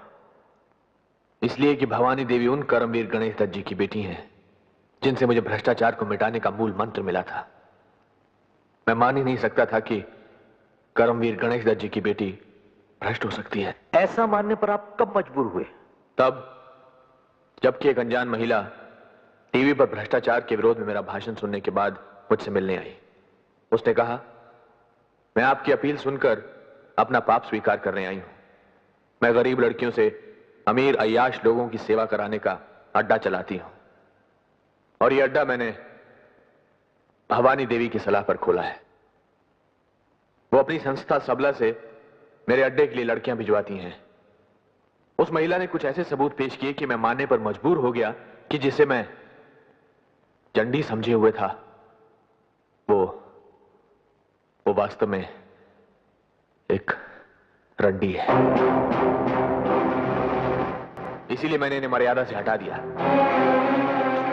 पुरुषोत्तम जी, आपने हमें मर्यादा से इसलिए हटाया कि हम दुनिया के सामने आपका और आपके उन साथियों का पर्दाफाश करना चाहती थी जो आज यहां हमें भ्रष्ट साबित करने के लिए पधारे हैं। योर ऑनर, हम कुछ तस्वीरें पेश करना चाहती हैं।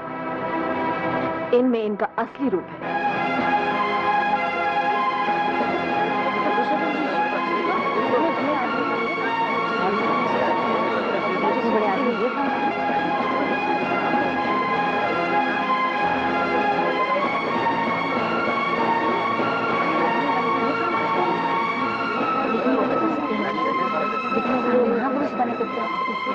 ऑर्डर।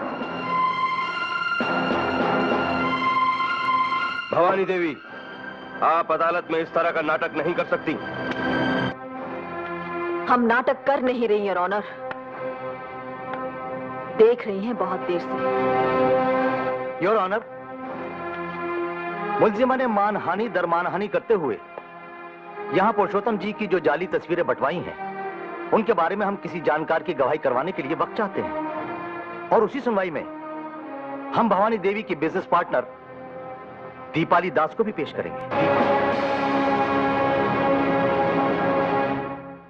मेरी सारी रौनक चली गई रे, तेरे सेठ रौनक लाल से शादी करने के इंतजार में। नहीं दीदी, ऐसा चिंता क्यों करती हो? उजड़ गई रे तेरी दीदी काजोल, उजड़ गई। लोग कहते हैं उजड़ गई, मगर फिर भी दिल्ली।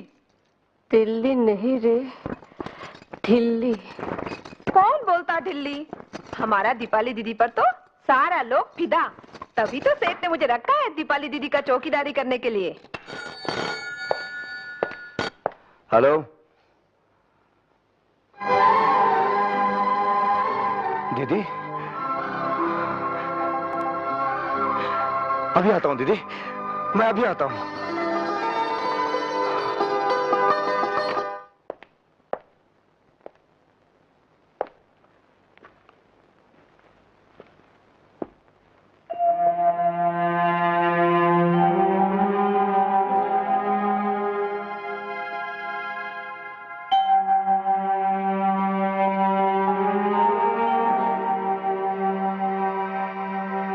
दीदी,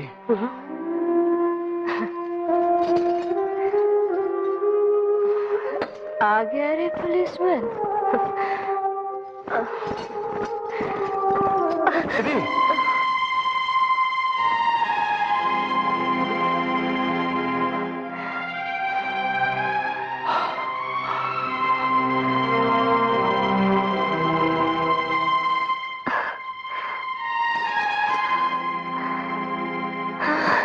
दीदी, चाटा खाकर भी नहीं सुधरी।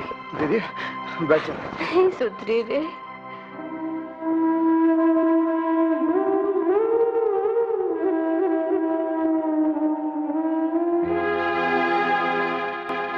रोज सुबह इस हाथ के आईने में अपनी भूल को, अपनी ढिठाई को देखता रहूं दीदी, और भगवान से यही प्रार्थना करता रहा हूं कि आज मेरी दीदी से मुझे मिला दे, ताकि उससे मैं कह सकूं कि दीदी तोड़ दे इस अफगानी हाथ को जिसने तेरी कुर्बानी की कदर नहीं जानी। तोड़ दे दीदी, तोड़ दे इस हाथ को, तोड़ दे। दीदी तो मर गई रे, परसों पहले। याद तो वेश्या रे। नहीं दीदी, दीदी तुम मरी नहीं, तुम मर भी नहीं सकती दीदी। इस ढीठ भाई को क्षमा किए बगैर, उसे उतनी ही सेवा करने का मौका दिए बगैर जितनी तूने उसकी की थी, तुम मर नहीं सकती दीदी, तुम मर नहीं सकती। सेठ साहब, सेठ साहब, सेठ साहब, मेम साहब फोन करके इंस्पेक्टर आशुतोष दास को बाड़ी में बुला लिया।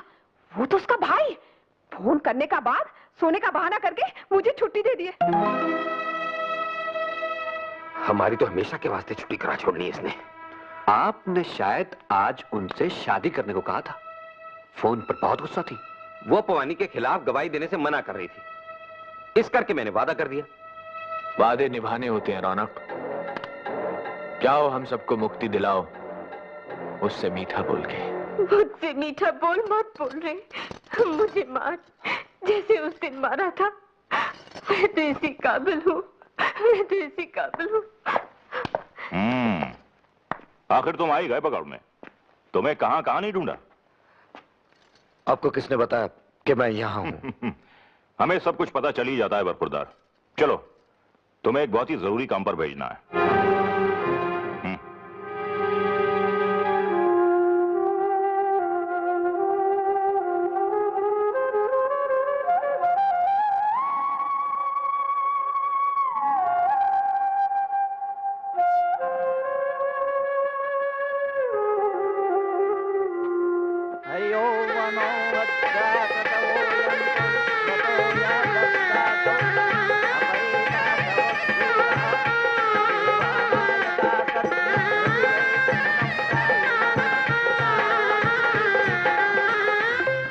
आज मेरे लिए बहुत खुशी का दिन रौनक। आज मुझे पति भी मिला और भाई भी। मैं भाई को कुछ कुछ बताती, लेकिन वो कुछ करेगा नहीं तुम्हारे खिलाफ, क्योंकि तुम उसके जामाई बाबू हो ना। ओए मेरे लिए भी कोई कम खुशी का दिन नहीं है ना दीपाली। मेरे को भी तो घरवाली और साला इकट्ठे मिल गए।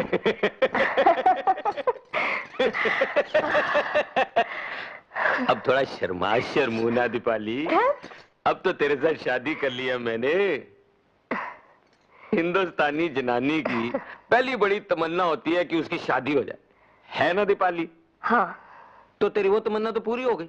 हुई। चल अब वो भी पूरा कर छोड़े जो हिंदुस्तानी जनानी की दूसरी बड़ी तमन्ना होती है। बोल क्या होती है वो भला? माँ बनने की। दूर बेटे, मैं बताऊं क्या होती है? क्या होती है? वो होती है सुहागन मरने की।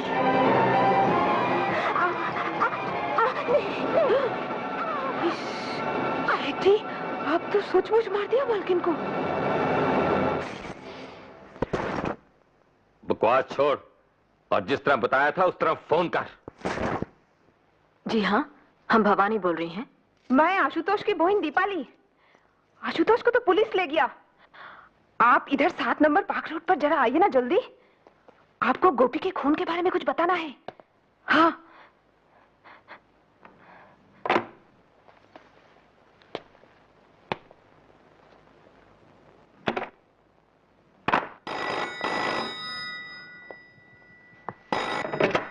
हेलो।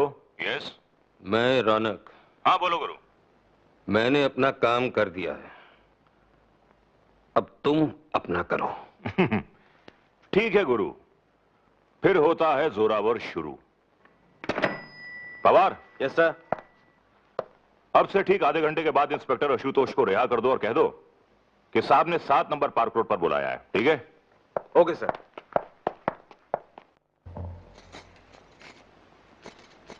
दीपाली जी,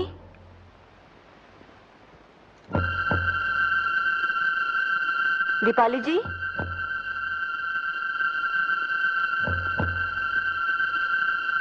दीपाली जी,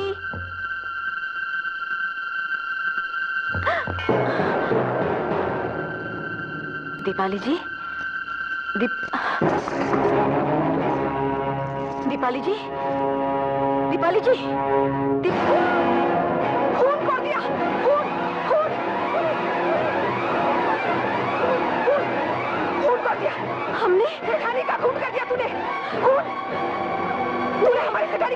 नहीं नहीं, कहाँ हुआ खून? किसने किया खून? इधर देखिए, हमारे सेठ के भाई का इस औरत ने खून कर दिया है। हमें तो यहाँ फोन करके बुलाए गए हैं। ये झूठ बोल रही है। झूठ और सच का फैसला अदालत करेगी। You are under arrest. Shinde हथकड़ी लगाओ। Yes sir. सुनो, एम्बुलेंस मंगवाओ और पंचनामा भी कराओ। जी बहुत अच्छा। कत्ल के जुर्म में आपको पहले तो सजा नहीं हो पाई थी। खैर अब सही, भगवान के घर देर है मैडम, अंधेर नहीं। जोरावर सिंह, अंधेर तुम्हारे यहाँ है। ये क्या, भवानी जी के हाथों में हथकड़ी? क्योंकि भवानी जी खूनी है।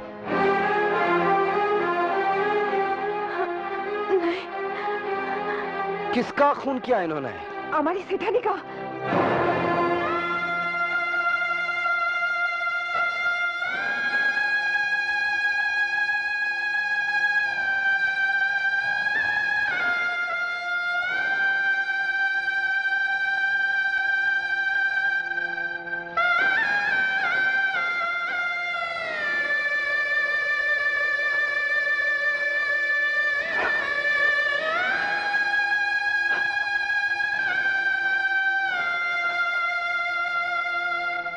मकतूल की लाश को छुआ नहीं जाता इंस्पेक्टर। चलो हटो। मुझे मत छुओ जोरावर सिंह, तुम भी कातिलों से मिले हुए हो। इनका खून भवानी ने नहीं किया, मेरी दीदी का खून पुरुषोत्तम ने करवाया, क्योंकि यह उनका पर्दाफाश करने वाली थी। जाओ, जाकर पुरुषोत्तम को पकड़ो। मैं तुम्हें पुलिस के काम में अड़चन डालने के जुर्म में सस्पेंड करता हूं। चिट्ठी तुम्हें बाद में मिल जाएगी। जाओ। जोरावर सिंह, तुम्हारी गुंडा पुलिस से इस्तीफा मैं खुद दे रहा हूं। चिट्ठी तुम्हें बाद में मिल जाएगी।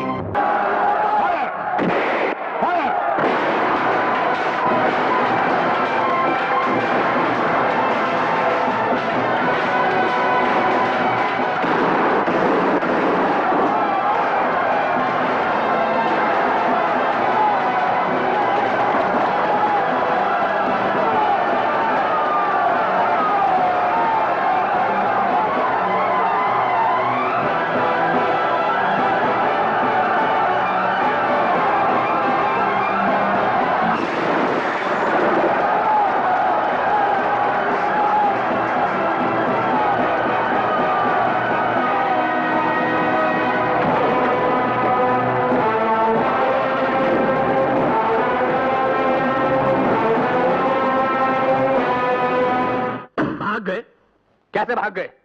भांग की गोली खाकर चलाई थी गोलियां कि सैकड़ों लोग तो मारे गए लेकिन वो दो बच निकले? सर वो भीड़ इतनी ज्यादा थी। शट अप, मैं सफाइयां सुनने का आदी नहीं हूं। जाओ उन दोनों को गिरफ्तार करो और हमारे सारे साथी और उनके घरों की हिफाजत और सिक्योरिटी का बंदोबस्त करो, खासतौर से धर्मदास और रौनक की सिक्योरिटी का। अरे चखाने वाला अभी गियो, चखने वाला अभी जाओ। अरे मजा मजा देने वाला अभी गियो, मजा लेने वाला अभी जाओ। सजा देने वाला अभी गियो, सजा लेने वाला अभी जाओ। अरे जय राम जी सेठा, जय राम जी। हम लोग थारे रंग महल दी, फुलबारी दी, रौनका बढ़वाने आए हैं। और जाओ यहाँ से, शोर मत मचाओ, हमको गेहूं अंदर नहीं लेना है। चलो जाओ जाओ। अरे सेठा, हिमा गेहूं नहीं, चारों से चारों ऊँट रो। अरे थारो चारो तो ई माँ छे सेठा। क्या है? अरे सेठा भाई छे, लुगाई छे, चिड़गोली छे, चिड़िया छे, प्रेमरी पुड़िया छे, जोनरी गुड़िया छे, नार छे, अनार छे, खंजर छे, कटार छे, चौधरी रो चाँद छे, आफत रो आफ्ताब छे। अरे माल लाजवाब छे, कुदरत रो कमाई छे। ओए कोई माल शाल दिखाएगा भी कि कोरी गल्ला ही करेगा? अरे सेठा, ओ छोरी दिखा अपना हाथ।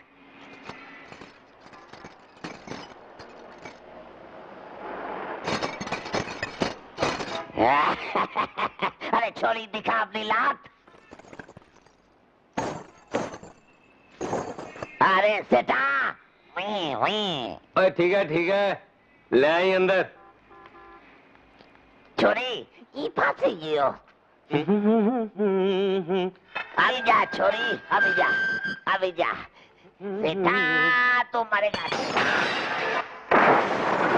My God! बेटा छोरी आ भी गई। What is this nonsense? वो कोई है दरबान? जी सरकार। ओ इस कुड़ी को उतार थल्ले और इस ऊंट को कर परी। अच्छा सरकार। चलो उतरो। क्या बोले? हंस परे। है? ओए मुंडे, तू खड़ा खड़ा की मुंह ताक रहा है? कुछ कार्य?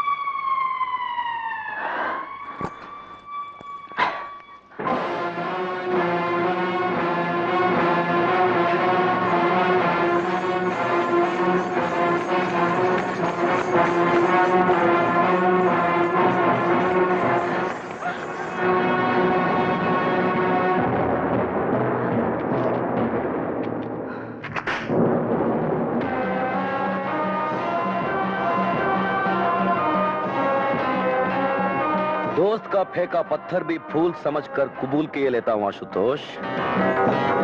मैं 2 लाख का माल जोरावर के हाथ कैसे लगने दे सकता था? तुम दोनों के सर पर 1-1 लाख का इनाम रखा है पुरुषोत्तम ने।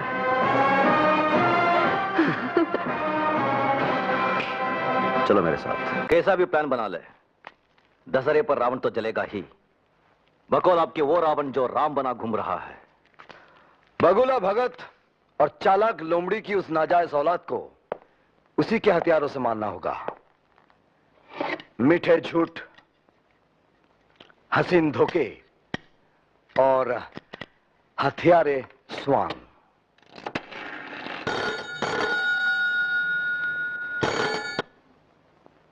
पुरुषोत्तम न पुरुष न उत्तम, जानवर से भी कम। दशहरे के मेले में तो आएगा ना तू, वहां हम भी पहुंचेंगे रावण, तेरी चिता पर आग तापने के वास्ते।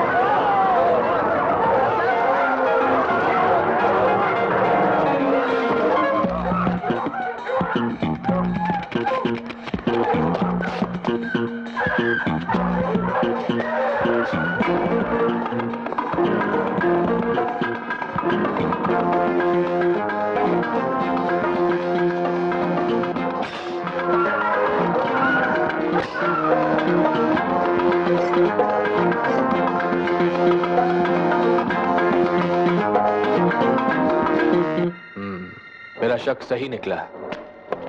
जोरावर। Yes sir. सवारी तैयार है ना? जी हाँ, बस आपके इशारे की देर है। देर नहीं, अंधेर कहिए। रात हो गई और रावण नहीं जला। ये पुरुषोत्तम जी आ क्यों नहीं रहे हैं? प्रभु की लीला प्रभु ही जाने।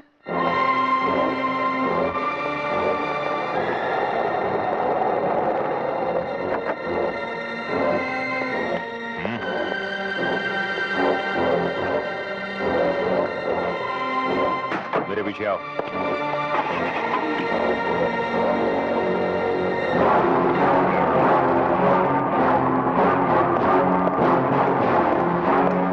चलो।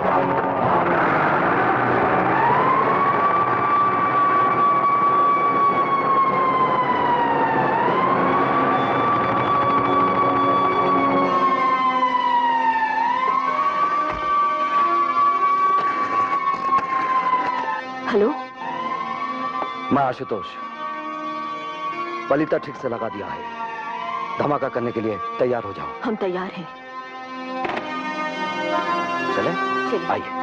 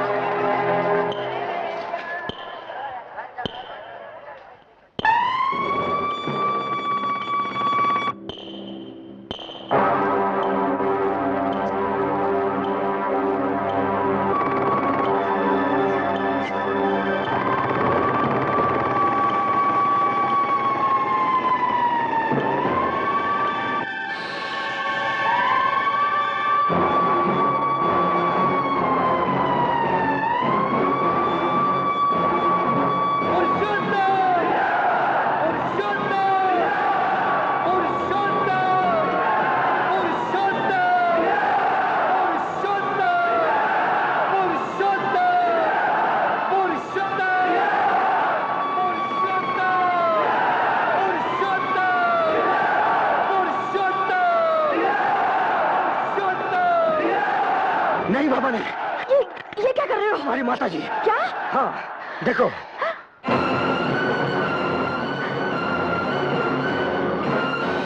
माँ, लेकिन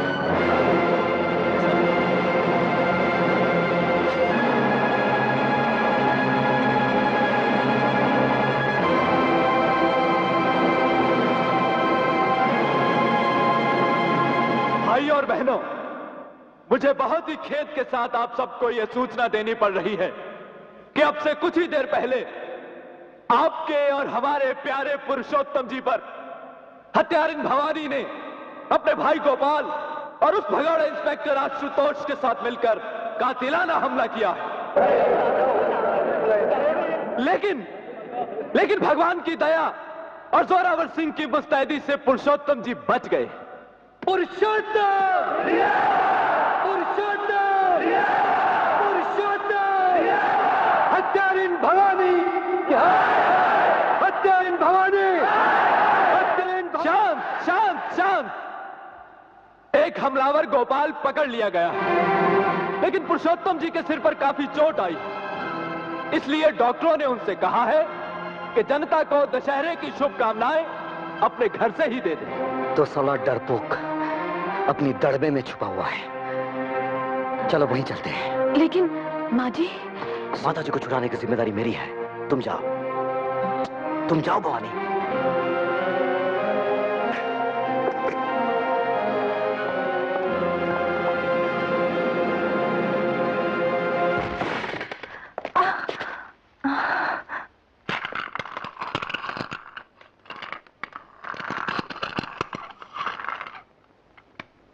नमस्कार। मुझे अफसोस है कि मैं आपकी अगवानी करने के लिए, आपका आशीर्वाद लेने के लिए रामलीला मैदान में नहीं आ सका।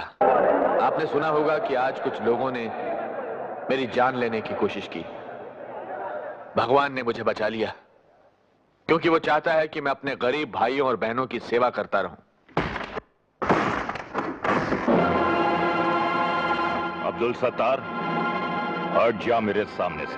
आज तो मुझे मेरी मौत भी नहीं हटा सकी जोरावर सिंह। उसको भी मेरी कसम पूरी होने तक रुकना होगा।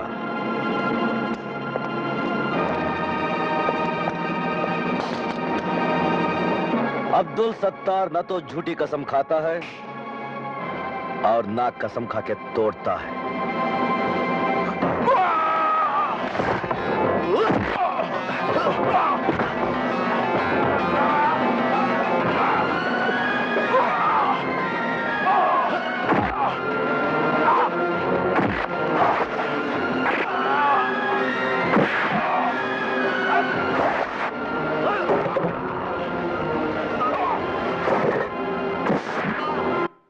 मैं राजनीति में इसलिए आया कि मैंने देखा भ्रष्ट और निकम्मी बिरादरी नया सवेरा लाने के नाम पर हर 5 साल बाद हमारे और आपके वोट से सत्ता में आती है और वही पुराने अंधेरे हमें और आपको बांटती चली जाती है।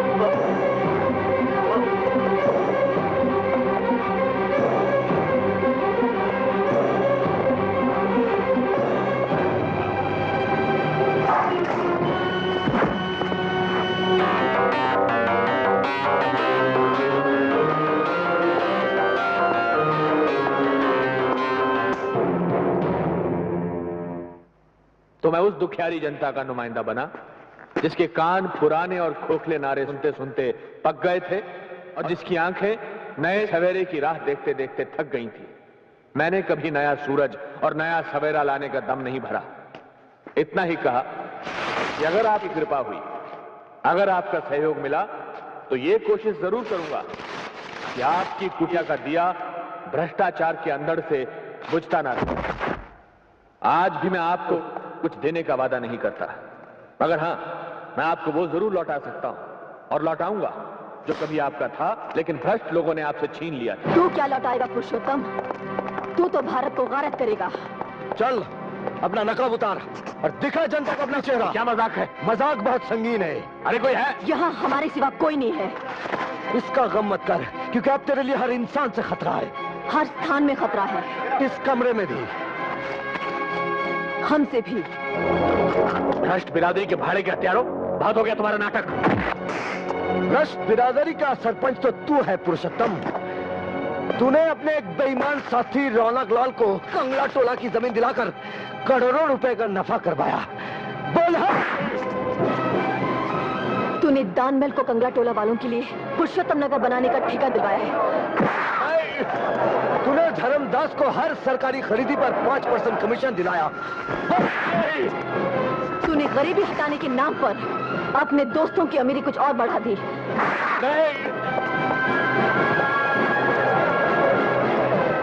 गरीबी हटाने के बजाय गरीबों को ही हटा दिया शहर से।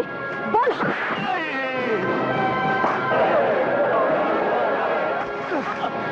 तूने मेरी बहन दीपाली का खून करवाया। बोल भवानी, तूने हमारे पिताजी करमवीर गणेश दत्त को मारा था।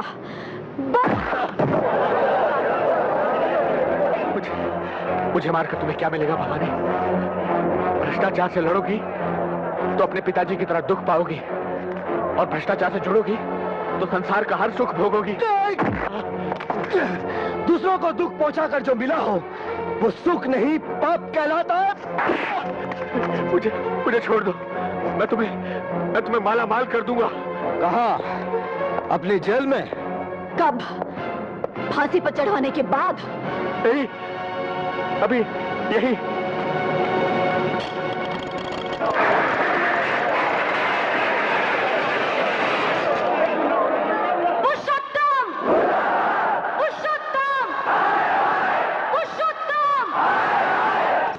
किसी अत्याचारी के पास इतना धन नहीं होता पुरुषोत्तम कि जनता की ईमान को खरीद सके।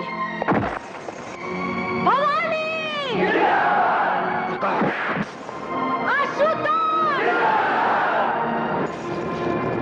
मेरी हत्या करोगे तो पुलिस गोली चलाना शुरू कर देगी, मासूम लोग मारे जाएंगे।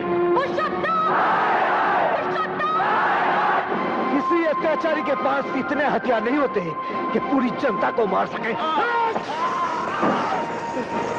कोई इनका बाल बांका करके तो देखे। बेटी,